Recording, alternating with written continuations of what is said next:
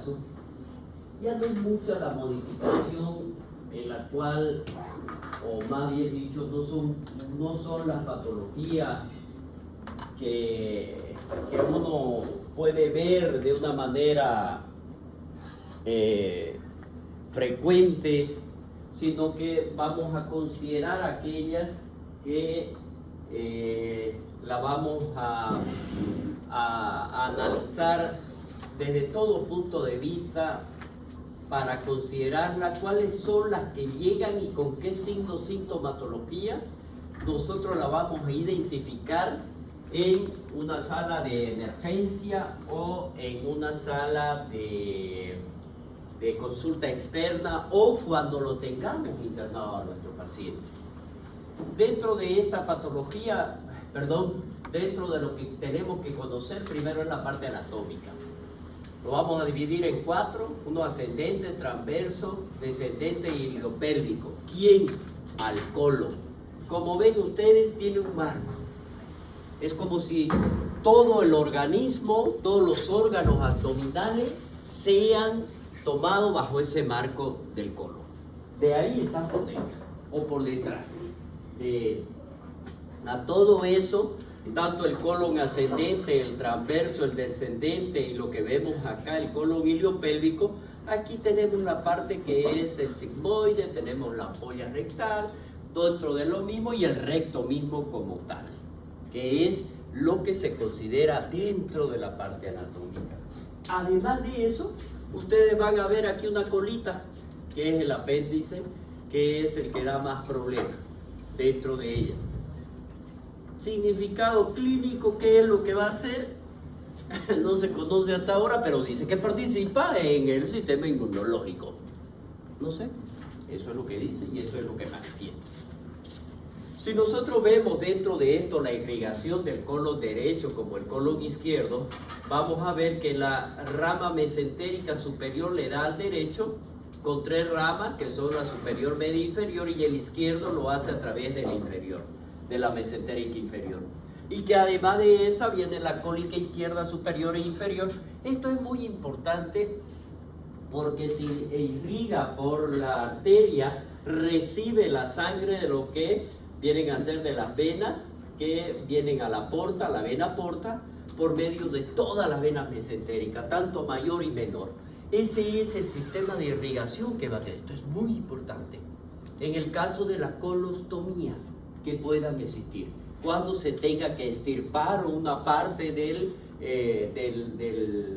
colon, ya eso va a depender.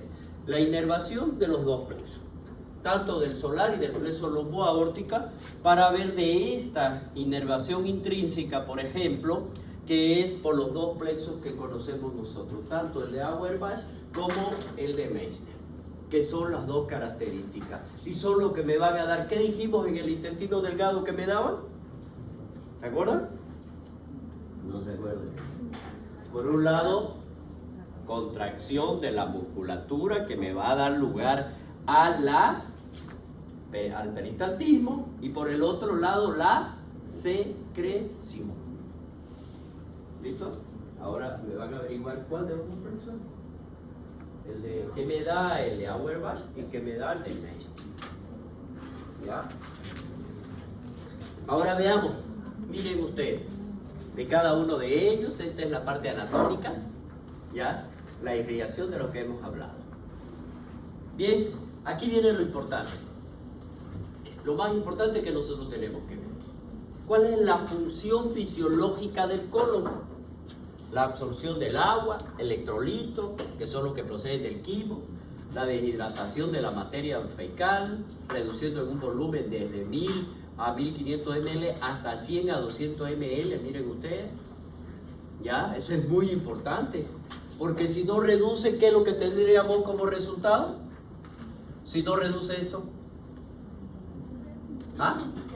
Eso, fuerte, diarrea. Ya, almacenamiento de la materia fecal hasta el momento de ser expulsada. El colon realiza 2 movimientos, el de mezcla y el de propulsión. El de mezcla demora aproximadamente entre 8 a 15 horas en desplazar el quimo de la válvula ileocecal hasta el colon transverso. Y el movimiento de propulsión solo se produce 3 veces al día. Y eso va a depender de la presión a donde está. Por lo tanto, pueden haber 3 defecaciones al día. Y eso va a depender del acúmulo en la ampolla rectal. Porque si la ampolla rectal no llega a la presión que vaya a corresponder, no va a dar el deseo de defecar. Miren ustedes. Entonces ahí vamos a ver nosotros cuando exista alguna alteración en un paciente que esté estreñido. Averigüemos por qué está estreñido. ¿No es verdad? No es nomás decir, no, si no voy al baño hace una semana. Uy, ¿acaso será normal eso? Si dice que 3 veces tenemos que ir diario.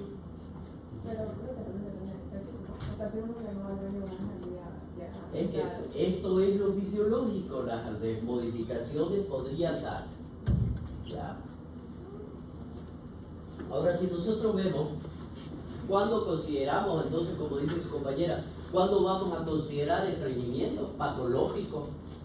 ¿O cuándo vamos a considerar de que hay una retención mayor? Entonces ahí ya viene la patología que nosotros vamos a hablar, y una de ellas, de las que más consideramos nosotros, es el megacolon. ¿Por qué se da el megacolon?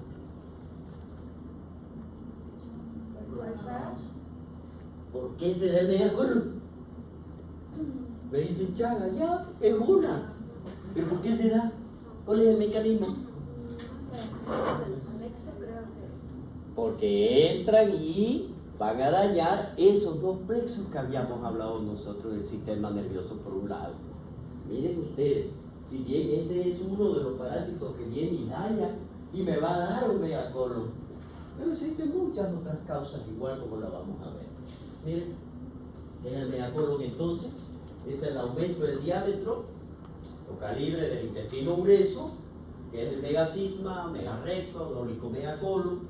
Se acompaña de dificultad para eliminar las heces y los gases y es causada por lesiones en las terminaciones nerviosas del intestino.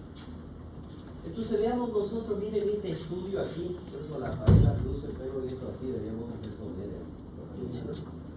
¿Ya? Para que podamos nosotros identificar, miren así como está. Ahí, acá lo mismo, todo el marco, ahí, todo el marco. ¿Ya? La clasificación entonces, para poder hablar de él, vamos a tener nosotros 2, tanto el primario como el secundario. En el primario, miren ustedes, hay ausencia y degeneración de los plexos nerviosos. Y ahí tenemos 2 que tenemos que considerar, las congénitas y las adquiridas. La congénita tenemos la enfermedad de Hirschsprung y dentro de Hirschsprung, perdón, y las adquiridas vamos a tener a Chaga, las enterocolitis, las avitaminosis, las toxinas entéricas, que me pueden llegar a provocar un megacolon primario. Y dentro de la secundaria, ¿qué es lo que dice? Mantiene la integridad de los plexos nerviosos. Y si vemos eso nosotros, dentro de esto tenemos las congénitas y las adquiridas, y las congénitas tendríamos las atresias y las malformaciones y las heridas. Heridas que se pueden dar por cualquier proceso quirúrgico dentro de la cavidad abdominal. ¿Ya? Las adquiridas de la altura o andino, las cicatrices, los tumores, las estrechez que pueden haber, me pueden dar lugar a esa dilatación en cualquiera de los lugares de las divisiones del colon. Y entonces, ante toda esta situación, nosotros tendríamos que ver algunas manifestaciones clínicas que son importantes. Nosotros tenemos que clasificar un megacolon simple, no complicado, y un megacolon complicado. Veamos entonces cuáles son esas simples, de las cuales no son complicadas. Tiene megacolon, pero tiene que presentar algún tipo de manifestaciones clínicas que podamos nosotros verla. Y para eso nosotros hablamos. Es la presentación menos frecuente, pero viene a hablar de constipación crónica. Cuando hablamos de constipación, ¿alguien sabe a qué se refiere?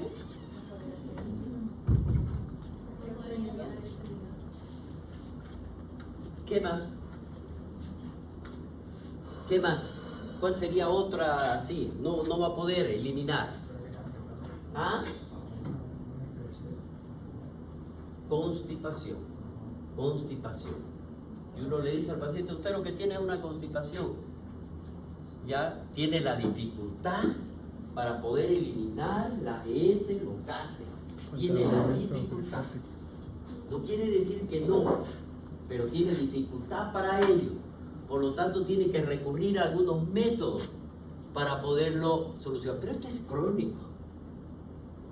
Hay antecedentes de cuadros suboclusivos que se dieron con tratamiento. Suboclusivo quiere decir que no se ha dado la vuelta completa. Y eso ustedes en cirugía lo ven, no son los 360, ese es oclusivo. ¿No es verdad? Sud es porque me deja todavía un paso. Y con un tratamiento puede llegar a ceder. Un antiespasmódico podría ser, pero dice que no está muy indicado el antiespasmódico porque me está dando o me está cortando su lucha.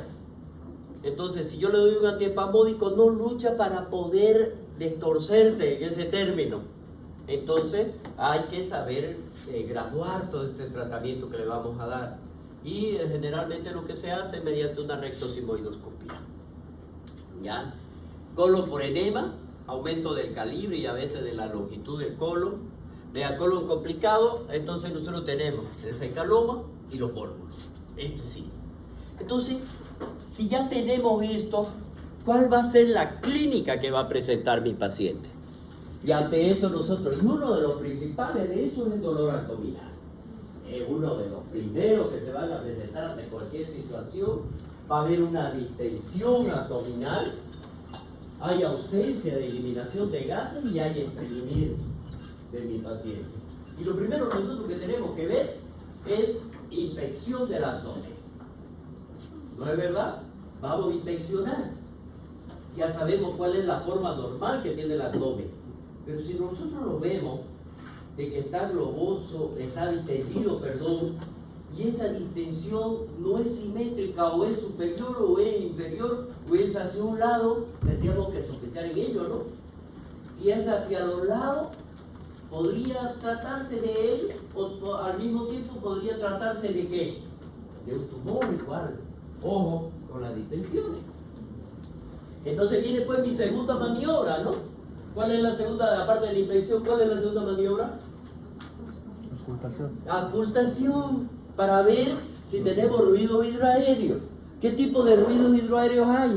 ¿Son ruidos de lucha o no son ruidos de lucha? ¿Cuántos ruidos de lucha? ¿Cuántos ruidos hidroaéreos se presentan en un minuto? De 5 a 30. Entonces yo voy a hacer eso y me voy a dar el trabajo de escucharlo en un minuto. Porque si no se da ese tiempo, o están disminuidos o están aumentados. Y si están aumentados de intensidad, entonces son ruidos de lucha. Y uno lo escucha. Entonces yo tengo que decir dónde está. Esa es mi segunda maniobra. La tercera maniobra. O percusión. Palpación o percusión. Palpar, no. ¿Qué voy a palpar? ¿Qué está de la bola? Más la percusión, ¿no es verdad?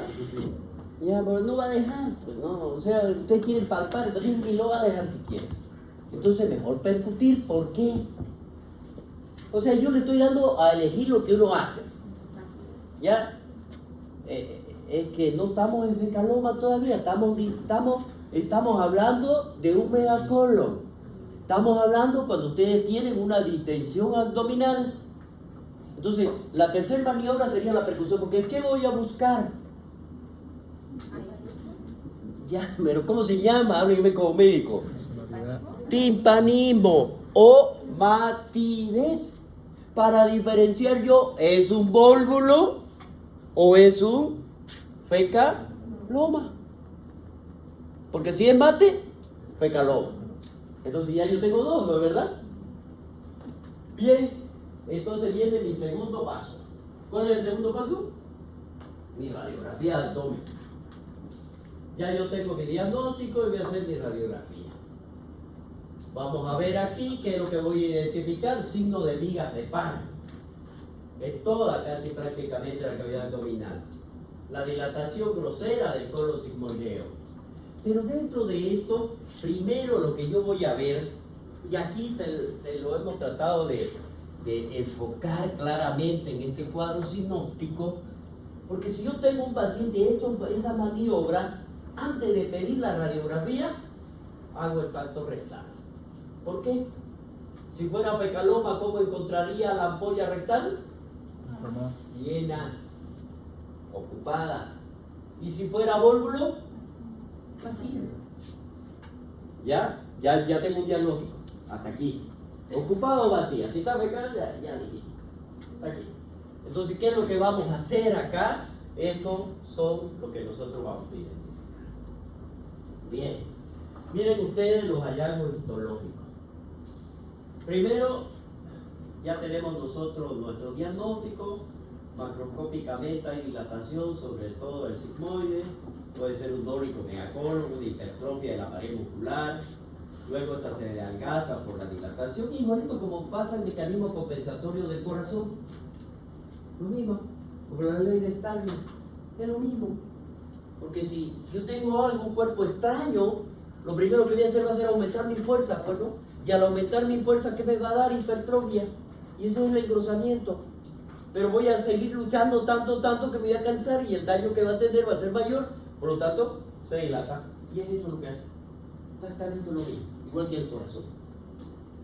Puede llegar a presentar las áreas de isquemia. Ya sabemos nosotros por la irrigación que está presentando. Hay el daño. Hay necrosis hemorrágica que me puede dar. Puede evolucionar, hacer una perforación. Miren ustedes, una peritonitis, una sed. Incluso la muerte de nuestro paciente de estos tipos. Microscópicamente hay pérdida de las células ganglionares, principalmente de los flexos que habíamos hablado. El de Meissner y el de Average. Miren ustedes entonces, ese es. Una pregunta, si podemos saber al cuánto tiempo de evolución de un megacolon ya no hay ruidos de lucha, no hay ruidos idoeos. El tiempo específico no hay. No hay un tiempo de cuánto es que va a durar ese mecanismo de las etapas iniciales, que es cuando se lo identifica, cuando recién ha habido la torsión. Eso es al inicio, pero el tiempo que te vaya a durar va a depender muchas veces del mismo organismo o la lucha que va a seguir, y es lo que le estaba explicando por el mecanismo. O sea, ¿qué es lo que está sucediendo? Se dilata, se activan los mecanismos de contracción, la fuerza de Starling, engrosa, más lucha. Entonces, ¿cuánto tiempo va a durar? No lo sé. No lo sé. Ya, pero es al inicio sí donde lo vamos a identificar. Bueno, ya eso seguramente lo han visto en cirugía. Ya. Ese es un megacolon. El tratamiento del megacolon no complicado. Miren ustedes, si cuando hagamos un tratamiento dietético con laxante, persisten aún así la sintomatología, entonces vamos a confirmar el diagnóstico con los estudios complementarios que hemos dicho nosotros, rayos X, o podemos ver un rayo X por enema.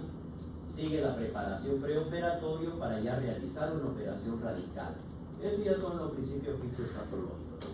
La resección, que es anterior, anastomosis baja, operación de Dixon, o la preparación del estado general. Hay que corregir las anemias, la hipoalbuminemia, valoramos cardiológicamente y vemos si no existen alguna otra patología dentro de ese mismo cuadro. Entonces, esto se necesita que eso lo han visto en cirugía, por eso yo no lo voy a hablar mucho, ya.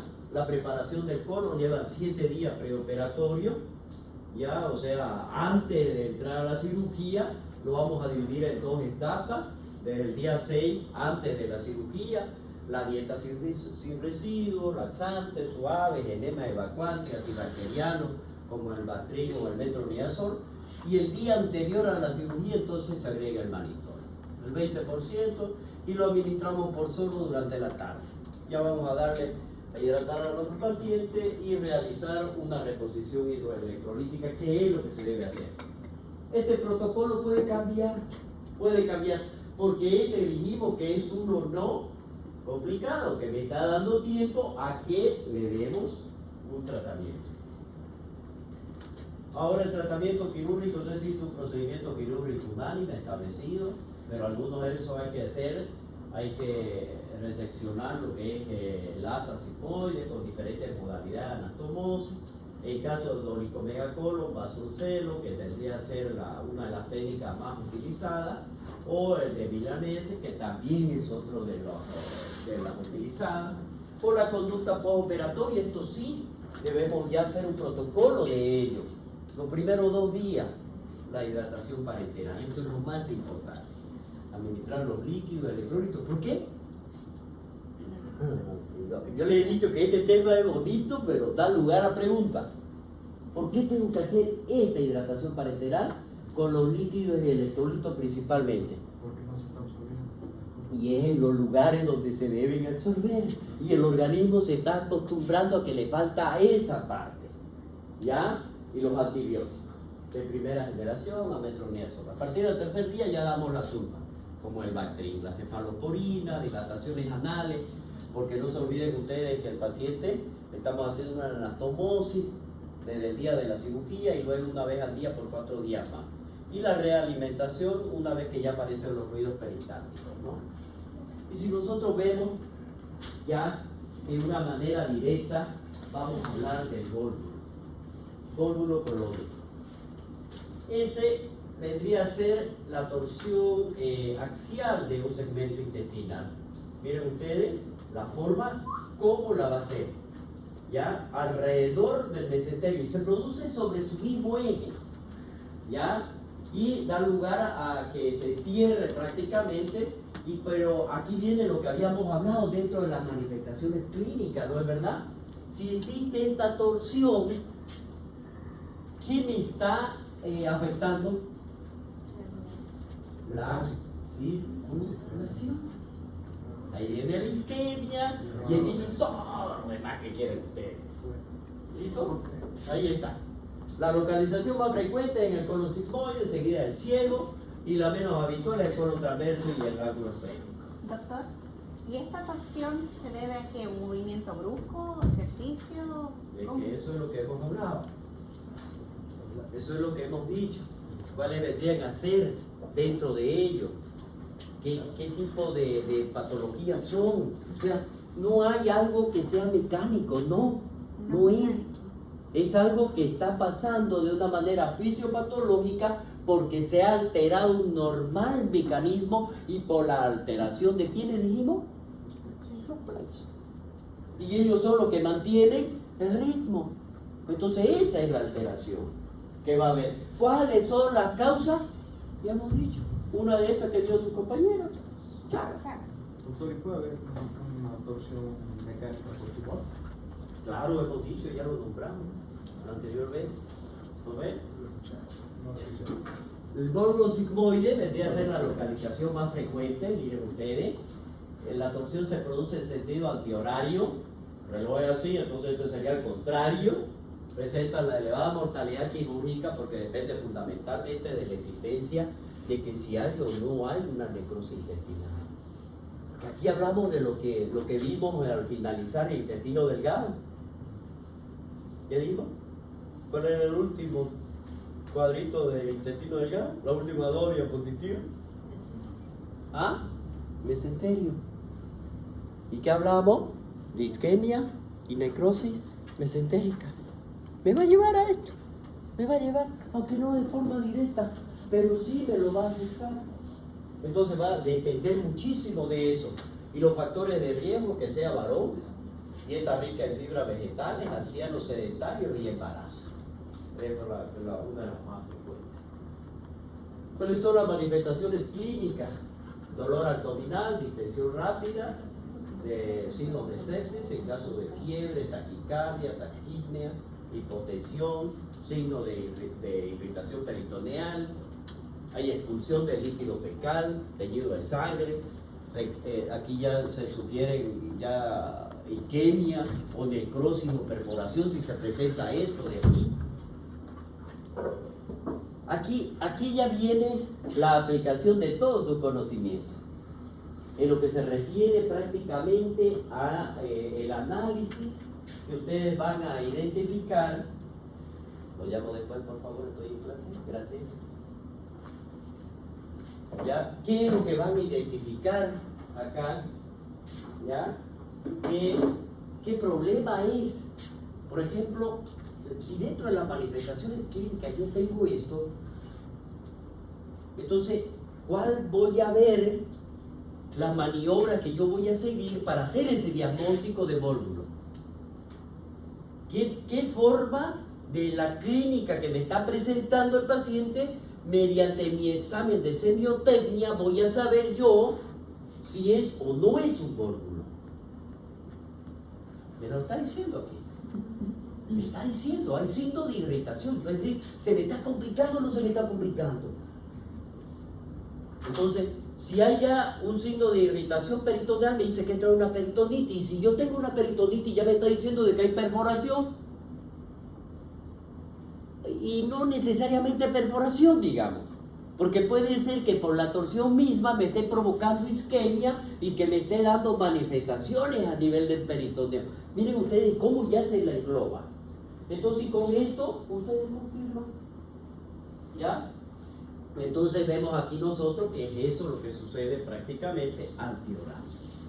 El diagnóstico, la prueba de la coagulación, hay que hacer un hemograma. Vamos a ver si hay un compromiso ya de una sepsis o infeccioso, una leucocitosis con desviación a la izquierda. Eso ya me está diciendo de que hay una isquemia.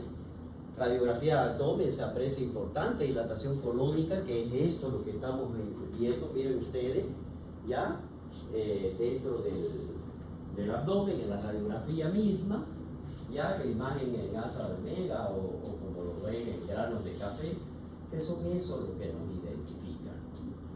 Entonces, esto me está diciendo de que si bien existe esta dilatación, vemos ya de que puede existir alguna complicación. A esto se refiere con granos de café, ¿ya? Es como de aquí está el dibujito, es más o menos que la comparación, después que hace grosera, pero que nos guía, ¿no? Enema con contraste hidrosoluble, ya aquí vamos a ver la parte de progresión, va a llegar hasta donde está la oclusión y punto, y de ahí el resto no se ve, ¿ya? Y vamos a ver el pico de pájaro, que se diferencia de una neoplasia, y dentro de eso también podríamos realizar una colonoscopía o una tomografía dentro de ella. Para ver la clasificación vamos a ver 4 grados de vólvulo sigmoide. El grado 1 es cuando, miren, casi se asemejan ya todito, pero existe una diferencia entre cada uno.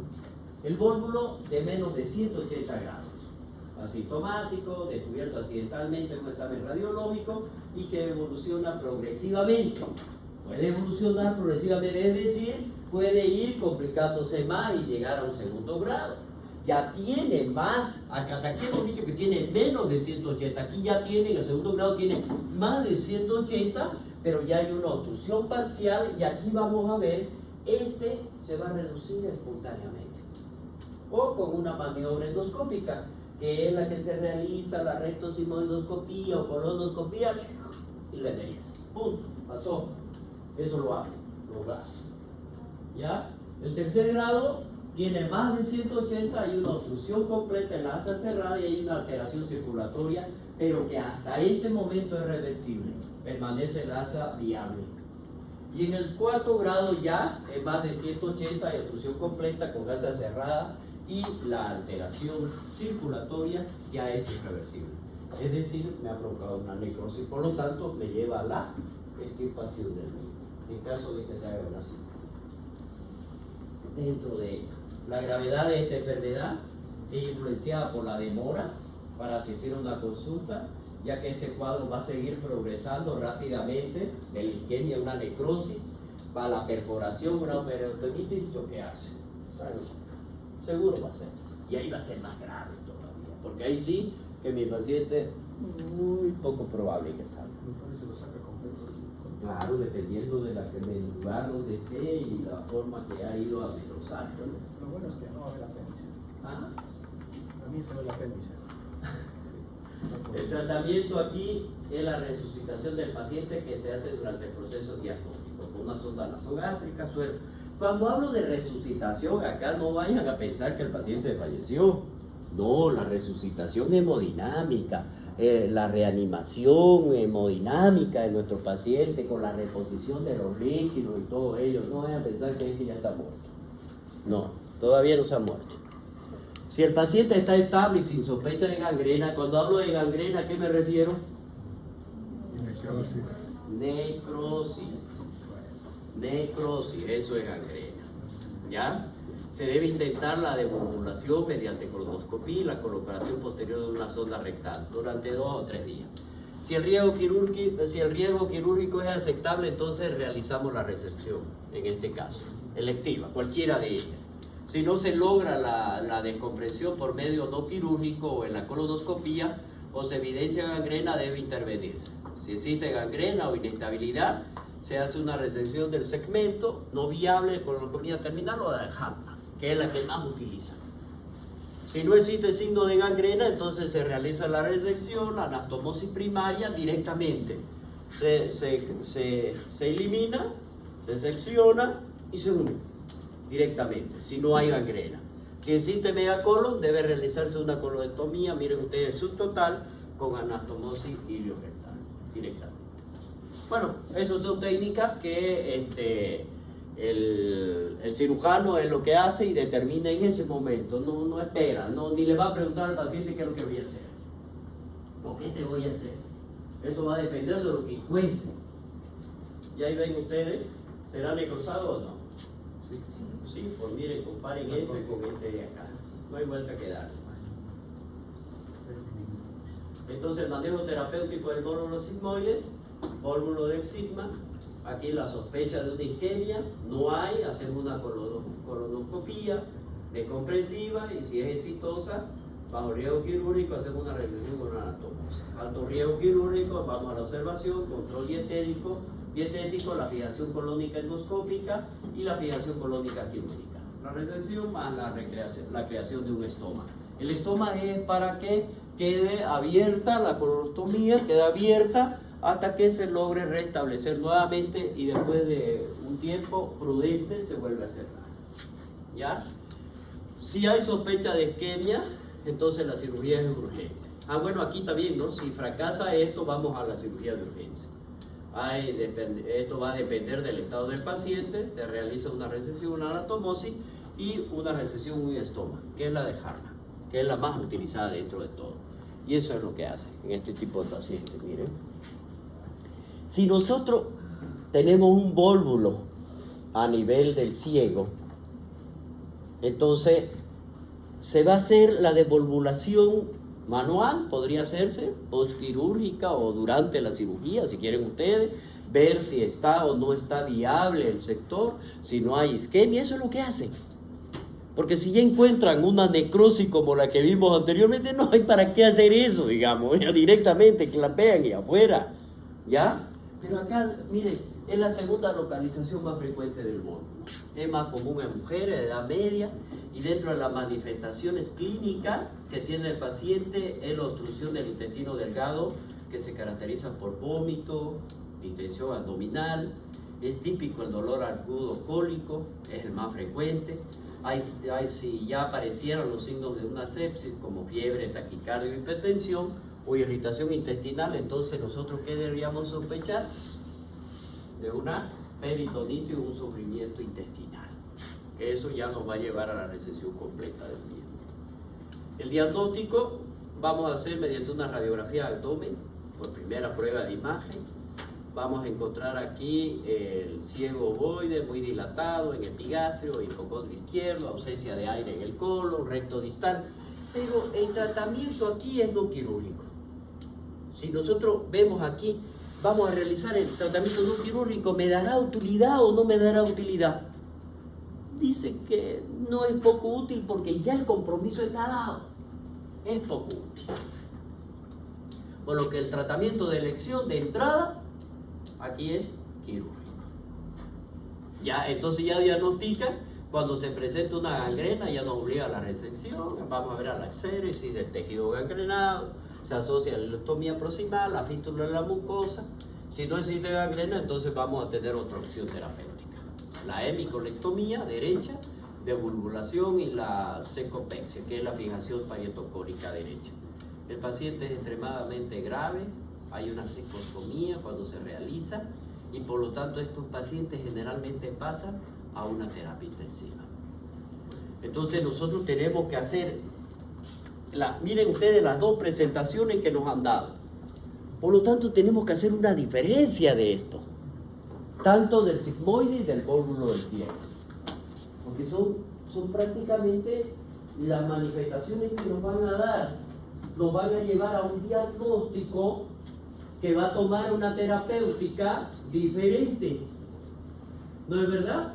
Paciente típico en el vólvulo del sigma, por ejemplo, anciano con medicación psicotropa, estreñimiento grave, vólvulo del ciego, las mujeres en edad media, radiología y dilatación de todo el colon, ya dijimos nosotros, una imagen en granos de café, que me lo hace aquí, y las imágenes que son como una rayita y medio.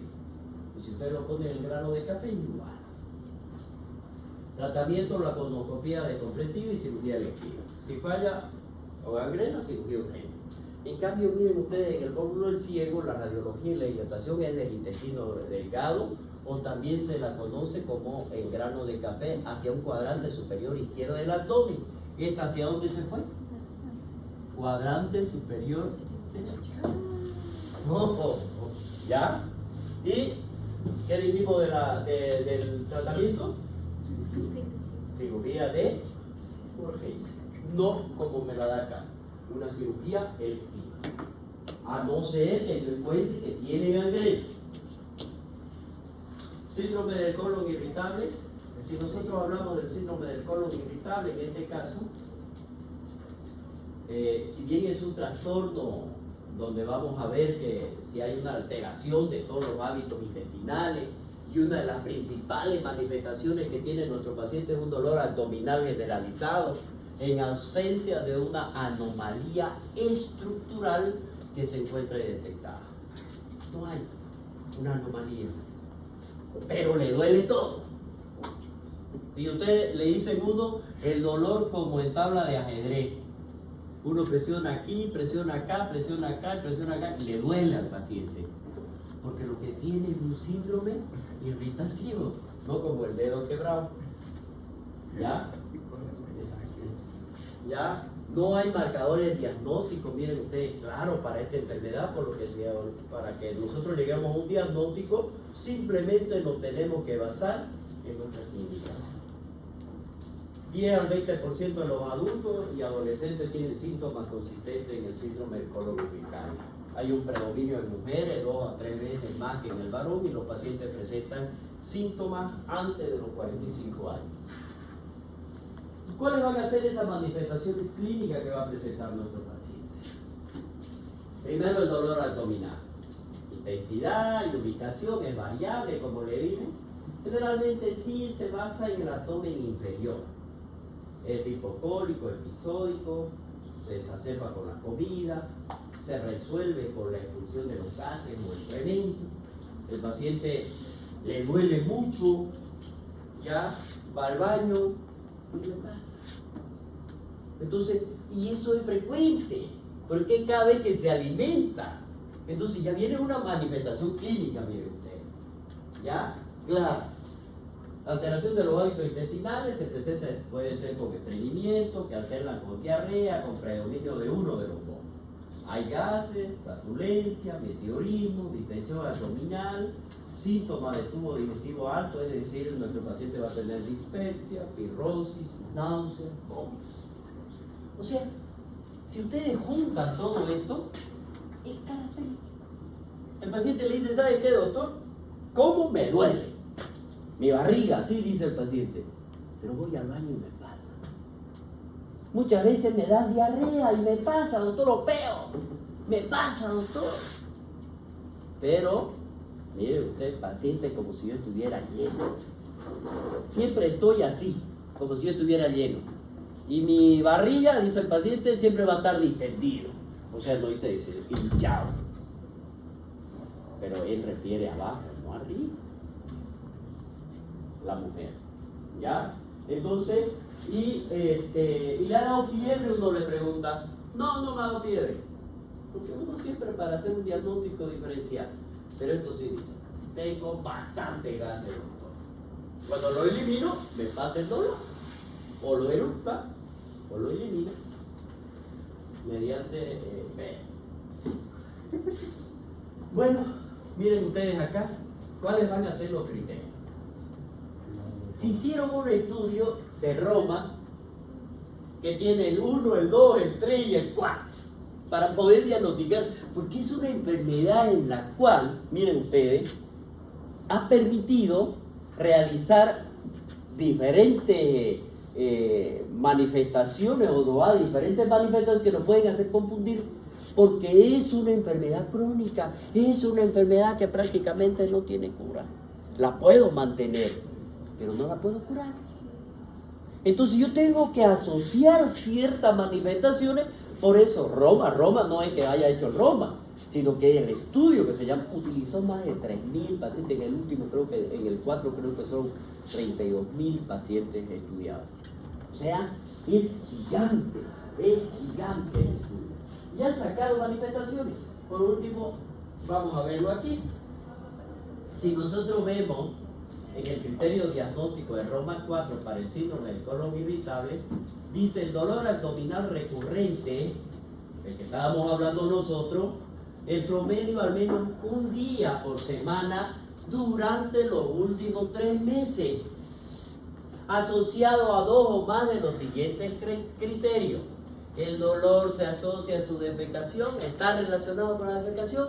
Sí, voy al baño y me pasa, muy bien, ¿ya? Asociado con cambio en la frecuencia de las ocasiones, sí, porque dice que puede ser hasta 3, 4, 5, no hay un tiempo. Asociado con cambio en la forma de las heces, sí, porque dice que algunas veces son duras y otras veces son blandas, con diarrea. Mire, se cumplen los criterios durante los últimos 3 meses con inicio de los síntomas al menos 6 meses antes del diagnóstico. Con esto, ya, y asociándolo con cada una de estas manifestaciones que son las que... O sea, para llegar a estas 3, se necesitó tanto estudio para poder decir eso se asocia con la evolución y las manifestaciones durante el tiempo. ¿Qué es lo que le da? Si no llegamos a eso, el diagnóstico nosotros podemos errar. Entonces, para comprender un poquito, hablaríamos un poquito de la fisiopatología. Si bien es poco conocida, pero dice que existen varios factores para ello. Primero, como decía su compañera, ¿cuáles son? ¿Por qué? ¿Cuál es la etiología? Hay anomalía motora que le dije gastrointestinal. Dentro de esa anomalía, los pacientes presentan mayor actividad motora rectosimoide hasta 3 horas después de consumir los alimentos. O sea, consume y de ahí viene la acción. Dolor. ¿Qué es lo que dice? ¿Va al baño? Le pasa. Por esa razón. Hipersensibilidad visceral. Existe respuesta excesiva a los estímulos viscerales que sugieren una disfunción aferente. Trastorno de la regulación del sistema nervioso central, alteraciones con los procesos de atención y selección de respuesta entre el encéfalo y el intestino.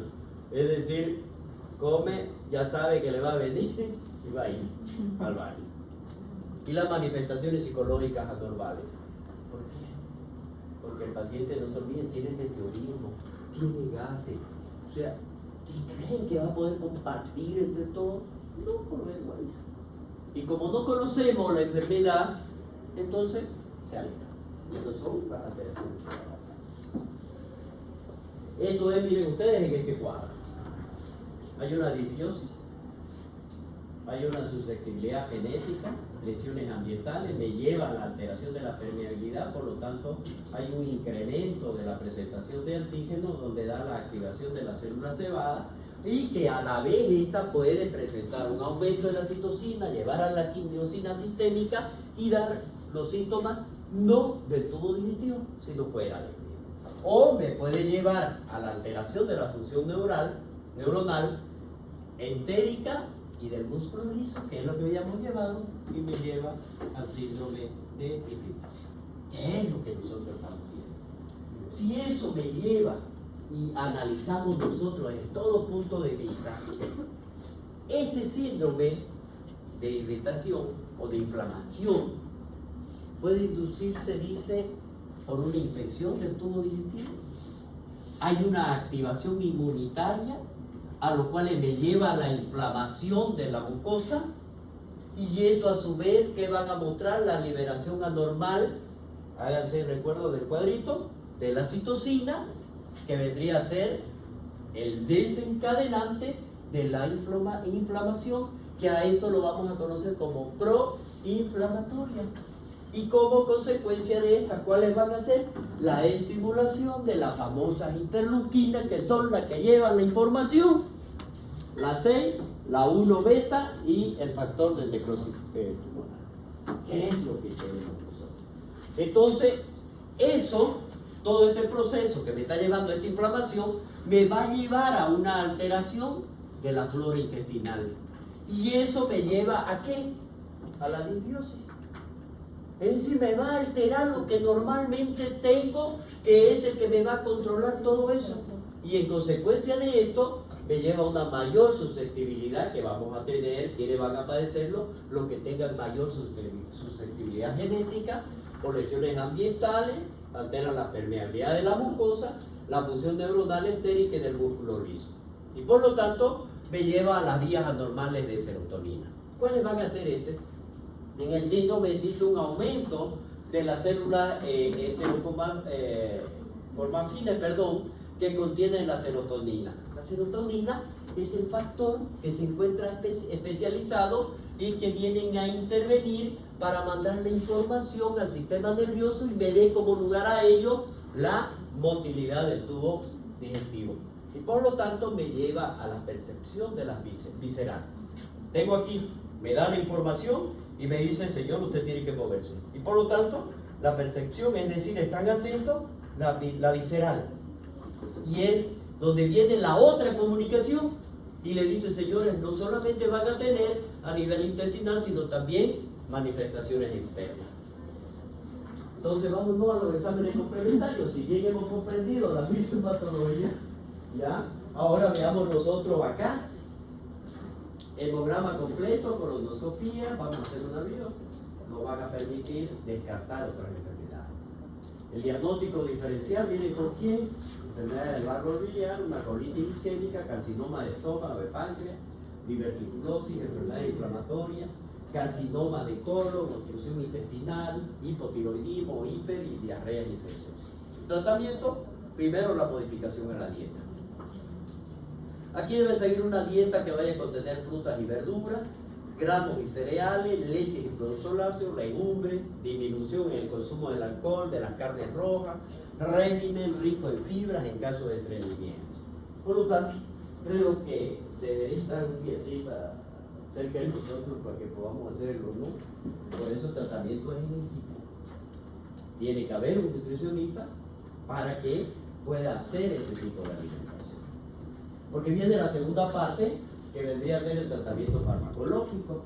Ese va a depender muchísimo de lo que es las manifestaciones clínicas que vayan a predominar en nuestro paciente. El estreñimiento, si hay estreñimiento, damos por la lactulosa o el hidróxido de magnesio, que me van a provocar diarrea osmótica, porque no se absorben. Por lo tanto, es simplemente en el lugar de arsénico. La diarrea, si hay diarrea, entonces damos loperamida para cortar. Yo lo que recomiendo es una, inmediatamente le digo que tome, tómese una, y la otra se va a tomar cada vez que vaya al baño. Pero es que voy 10 veces va a tomar. Entonces, eso es la loperamida, el tratamiento en estos casos.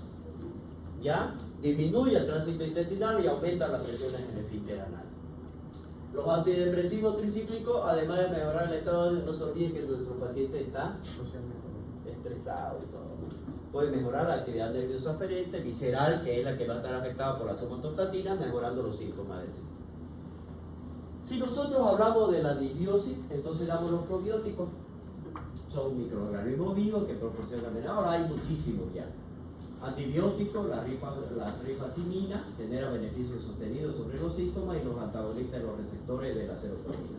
Permiten disminuir la hipersensibilidad visceral y inducen a la relajación rectal. Ondansetron, el granisetron y el dorlosetron. El ondansetron es el que más utilizamos. Como verán ustedes, no es difícil. Quiero que veamos esta parte No veo el más. A ver, vamos a entrar a lo que es endocrino, por eso le dije que se vengan a las 5:30. A las 5:30. Falta un tema. ¿Cuál? No lo voy a dar diarrea. No entra al examen. Diarrea de hecho no está en el programa. ¿Ya? No está diarrea. ¿Ya? Por eso es que se lo he dado. Yo ese era, por si hay tiempo se lo doy, pero no tengo tiempo.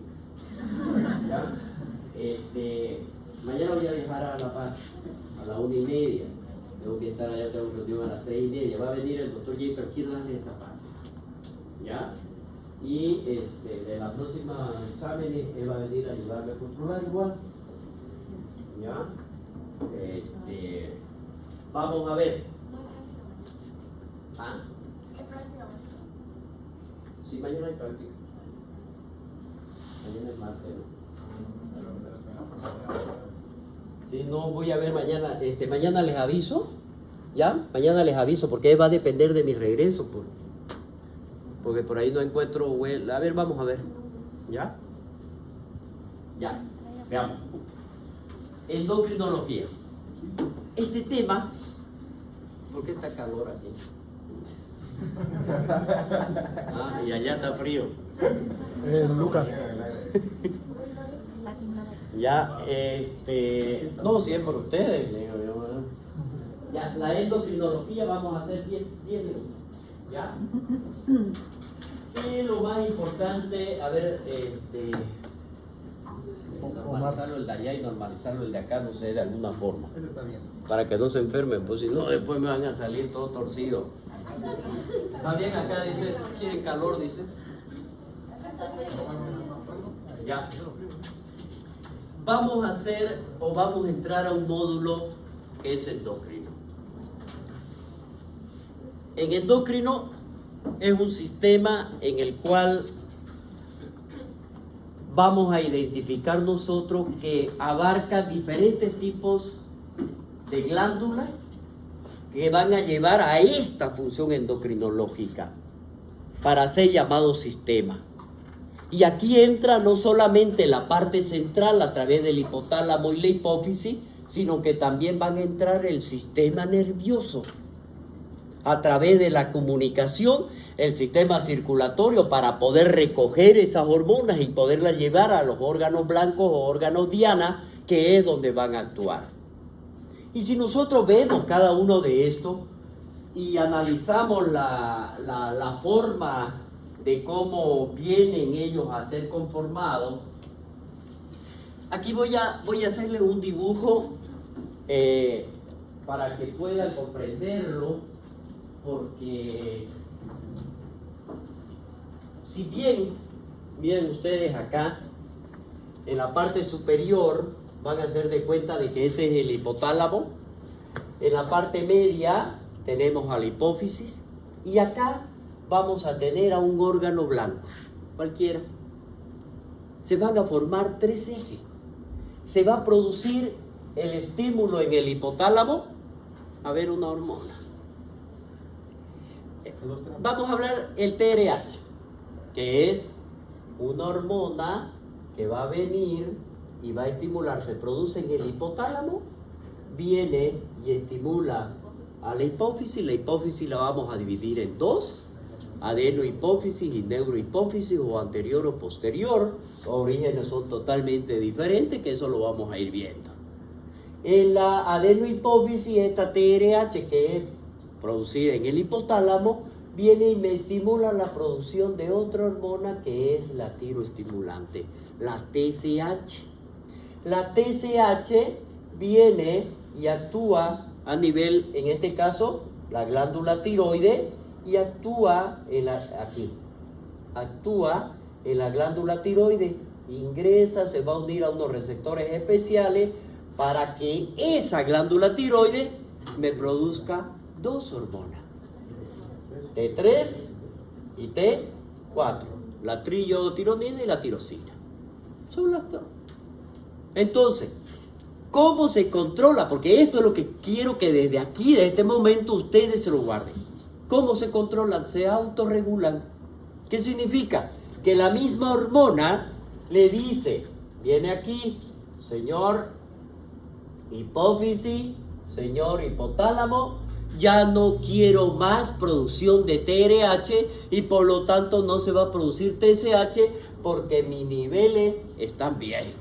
Eso se llama retroalimentación negativa o feedback negativo. La segunda, o le dice también aquí, señor, yo necesito más hormona y por lo tanto me dará una retroalimentación positiva para que ésta llegue a aumentar en la sangre. Se estimulan, me liberan, vienen, estimulan, se unen acá, vienen las tiroglobulinas se unen con el yoduro vienen y actúan, sufre una perosidación aquí, esta perosidación se unen en forman dos hormonas, la diyodotironina y la diyodotirosina, para luego sufrir otra perosidación después y me dé lugar a la T3 y a la T4. Aquí se acumulan en vesícula y luego, por una activación de necesidad, se van liberando poco a poco a la sangre, a la circulación. Se liberan como T3 y como T4. Se unen a una proteína que son los receptores, mientras están unidas son inactivas. No actúan. Esta la van a llevar a los diferentes órganos, corazón, músculo, etcétera, etcétera, para que puedan actuar y dar la función de la T3 y la T4. Esta de aquí, a este de aquí que lo habíamos llamado, vendría a ser el órgano blanco. Y esto de acá vendría a ser el efecto. Cada hormona lleva una información. Se necesitan T3 solamente, por lo tanto se liberará T3 y esa va a ir a estimular al corazón, a los receptores beta 1 para que se produzca cronotropismo e inotropismo y de esa manera yo tenga aumento en la frecuencia cardíaca y mejor contracción muscular. Es algo de las funciones. Va a ir y se va a producir una lipólisis, necesito T3 para que se produzca lipólisis. Porque para que se transformen en triglicéridos y en ácidos grasos libres para ser utilizados como energía. ¿Vieron la importancia? A eso quiero yo que ahora ustedes se metan a la cabeza. Bien, veamos entonces. Se lo llama el sistema hormonal. Es el conjunto de órganos y tejidos que liberan sustancias llamadas hormonas y están constituidas por células especializadas en glándulas. Otra cosa. Cuando las hormonas son producidas en un órgano y liberadas a la sangre, se llaman hormonas. Cuando las hormonas son producidas en el sistema nervioso y se liberan al sistema nervioso, se llaman neurotransmisores. Pues tienen las catecolaminas, adrenalina y noradrenalina. En una van a ser llamadas hormonas, las que se producen en la glándula suprarrenales, a nivel de la médula y la corteza. Y cuando se produce en el sistema simpático, se llaman catecolaminas. Bueno, eso llevaron el fármaco, creo, ¿no? Ya. Claro. Bueno, el sistema endocrino entonces incluye hipotálamo, la glándula pineal, la hipófisis, la glándula tiroides, glándula paratiroides, etc. En el páncreas, la glándula suprarrenal, en el hombre incluyen los testículos y en la mujer los ovarios y la placenta durante el embarazo. Entonces, hablamos nosotros del sistema endocrino. Glándulas endocrinas son las que vierten hormonas directamente a los vasos sanguíneos, realizan su función en órganos distantes. También se lo conoce como órganos diana. Glándulas exócrinas, las que vierten diversas sustancias no hormonales a través del conducto en lugares específicos donde ejerce una acción, que no son vasos sanguíneos como es el conducto de Wilson a través del bulbo pancreas. ¿Verdad? Estas son las glándulas endocrinas: hipófisis, tiroides, paratiroides, pineales, suprarrenales, gónadas y páncreas. Estas son las exócrinas: sudoríparas, sebáceas, lacrimales, hígado, próstata, mamaria y salivares. Las glándulas, ¿qué es lo que hacen? Lo que yo les decía, liberan hormonas que van a venir y van a producir un efecto intenso, incluso dice cuando tienen concentraciones muy bajas. ¿ya? Y llegan a un órgano blanco o células dianas y tienen proteínas específicas que son los receptores que van a llegar, lo van a captar, lo reconocen a la hormona en particular y lo llevan al órgano al cual están destinados. Aquí vamos a hablar de los receptores. Hay receptores que están en la superficie de la célula o en el plasma y en el núcleo. Entonces, todos estos receptores son en base a proteínas. Pero este receptor solo va a estar abierto para el receptor que tenga la clave para ingresar. Y una vez esa sustancia que es producida acá ingresa a la célula, lleva la información y la lanza al núcleo, ya sea al ADN o al RNA, para que de esta manera se transcriba la información y de esa manera se produzca el efecto. Bien, la hormona es una sustancia química que se produce en las glándulas, tejidos especializados y neuronas que equilibran las funciones biológicas del cuerpo, tal como el metabolismo, crecimiento, sexualidad, entre otros. Las funciones entonces de las hormonas son crecimiento y desarrollo, producción, utilización y almacenaje de energía, equilibrio del ambiente interno, reproducción, acciones complejas. Una sola hormona, miren, esto es muy importante, una sola hormona puede producir efectos diferentes en varios órganos. Una sola hormona. La regulación de un proceso biológico puede requerir de varias hormonas, solo para que se realice un solo efecto. Y vamos a verlo. Existen 3 tipos fundamentales de hormonas. ¿De dónde se derivan estas hormonas? De las aminas, de las proteínas y los péptidos y los esteroides. Son los 3 grupos. De las aminas, aquí que derivan de los aminoácidos, tenemos las hormonas tiroideas, que de las cuales derivan de la tiroxina. Estas circulan en el plasma, se unen a las globulinas específicas que son sintetizadas en el hígado y a la albúmina que interaccionan ya con los receptores que van a estar localizados en los diferentes sectores, principalmente en el núcleo de la célula. Lo que son la dopamina y las catecolaminas suprarrenales, entre estas tenemos la adrenalina y la noradrenalina, circulan en el plasma, que son libres y al ser hidrosolubles van a interaccionar con estos receptores que están en la membrana celular. Por lo tanto, esos 2 grupos de células, tanto de las hormonas tiroideas como la adrenalina y la noradrenalina, este es el mecanismo por el cual funciona. Ahora veamos la proteína y los péptidos. ¿A cuáles pertenecen? Son neuropéptidos pequeños, se liberan en el hipotálamo, en la neurohipófisis, y así tenemos a la hormona del crecimiento, la hormona estimulante de la tiroides, ya le tenemos la GnRH, que es la hormona del luteinizante y la folículo estimulante, y la hormona que estimula liberamente para la hormona del crecimiento, dentro del hipotálamo. La somatostatina, dopamina, vasopresina y oxitocina. Grandes proteínas, dentro de estas la luteinizante, la folículo estimulante, hormona del crecimiento y la paratormona. Insulina, glucagón, esto, como les digo, estos de aquí, ¿cómo hacen para que se libere? ¿Son de dónde derivan? Mediante una endocitosis. ¿Qué significa? La endocitosis es la que lo va a englobar. Si está aquí el cuerpo extraño, perdón, la hormona, entonces ¿qué es lo que hace? Lo engloba por el mismo citoplasma y lo introduce. Eso es endocitosis. La exocitosis es por lo contrario, simplemente lo elimina, no necesita fuerza. ¿Ya? Circulan por el plasma libremente e interaccionan con receptores de la membrana. Las esteroideas en este caso son las glándulas de las hormonas suprarrenales, las sexuales y los metabolitos de la vitamina D, ¿no? Estos son los precursores comunes del colesterol. Se producen por difusión a través de la membrana y no por exocitosis. Circulan en el plasma, se unen a las proteínas y específicas y a la albúmina e interaccionan con receptores que se localizan en el citoplasma celular. Las demás se encuentran en la membrana. Estos son los receptores de las hormonas.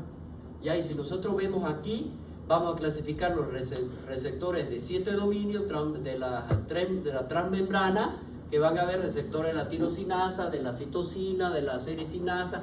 Es para que veamos nosotros cómo es que estos van a tener determinado tipo de receptores para que vengan a actuar. No pueden actuar libremente. Si no se unen al receptor, no funcionan. Y aquí tenemos los receptores hormonales citosólicos. Una vez que se formaron, ya se va a formar un complejo. hormona receptor se dirige al núcleo, de donde va a venir para actuar sobre la expresión genética, y de esa manera tienen un área de... ¿Quién es? No sé, o dígale que estoy en clase. Después lo voy a decir. La unión al ligando y a otra para la unión al ADN, que son de eso, de cada uno de ellos. Los receptores hormonales nucleares, en este caso, para las hormonas tiroideas, poseen un receptor mitocondrial. Miren, es la forma de cómo llegan, cómo van a pasar al núcleo, reciben la información y ellos le pasan directamente. Bueno, eso es para que conozcan de una manera compleja. Las glándulas de secreción, entonces, en el hipotálamo y la eminencia media, ¿cuáles son las hormonas que se van a producir? La TRH, la somatostatina, la hormona del crecimiento. Vamos a ver de cada una de ellas el tipo de hormonas que son neuropéptidos, las aminas, donde circulan libremente y los dominios que van a tener. En la hipófisis anterior, después le voy a dar una imagen, la TSH, la LH, la folículo estimulante, la adrenocorticotrofina, la prolactina y la hormona del crecimiento. ¿A qué grupo pertenecen? A la glucoproteína. Proteína misma y cómo es que circula. La hipófisis posterior son dos, la vasopresina y la oxitocina, y la tiroides, que son dos hormonas. Vamos a ver acá que me nombran la tiroides, porque también tenemos nosotros a la parotiroides que producen la parotormona, en la corteza adrenal el cortisol y la aldosterona, en la médula adrenal la adrenalina y la noradrenalina, en el páncreas la insulina, glucagón y somatostatina, en la gónada la testosterona y los estrógenos. Y vamos a ver aquí está el factor insulínico. El factor insulínico, se produce en el hígado. Este es el que va a venir para poder actuar la hormona del crecimiento y poder llegar a los otros lugares. Miren ustedes, si dentro de esta, de las hipotalámicas y hipofisiarias, los factores hormonales actúan ejerciendo un control sobre la secreción hormonal hipofisiaria. Es decir, el hipotálamo lo domina a la hipófisis. Esa es la función que debe tener. Esta regulación es para todas las hormonas de la hipófisis, con excepción de la prolactina, en la que predomina el factor inhibitorio que se lo da la dopamina en este caso. Bueno, acá es lo que vemos nosotros. La estimulación de la hormona, donde vienen a provocar las hormonas hipotalámicas, dónde es lo que van a liberar, qué tipo de hormona es la que va a realizar de cada una de estas, para ver las hormonas. Estas son hormonas liberadoras. La CRH, la GHRH, la GNRH o la luteinizante, que son las gonadotropas, las hormonas liberadoras, la tirotrofina, y qué hormona hipofisiaria son las que me liberan. Adrenocorticotropa, la hormona del crecimiento, la hormona luteinizante, la tirotrofina o la TSH, que es de la hipófisis, y los factores liberadores de prolactina. Esto de aquí, la prolactina, la célula lactotrofa, y en la inhibición, eso es su factor estimulante. Factor inhibitorio, existen dos hormonas, la somatostatina y la dopamina. ¿Qué es lo que me inhibe? La hormona del crecimiento, la somatostatina, y la TSH o la tiroestimulante. ¿Y qué me inhibe la dopamina en la hipófisis? El control de la prolactina, que es lo que está realizando prácticamente. Bueno, ya de aquí ya no vamos a ver esto, ¿listo? Para que puedan ustedes ir analizando ya los 5 tipos celulares.